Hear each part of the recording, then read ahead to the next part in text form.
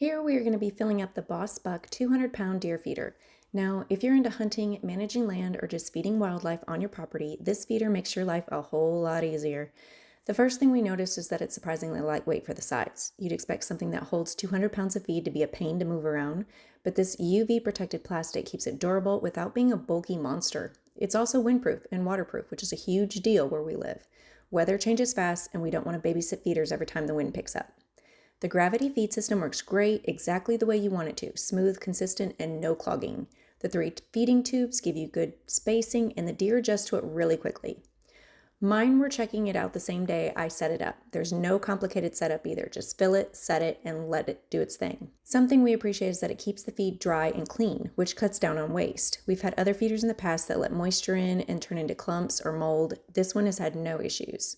Overall, if you're looking for something low maintenance, durable, and built for long-term use, this one hits the mark. It holds plenty of feed, handles the weather like a champ, and keeps wildlife coming back.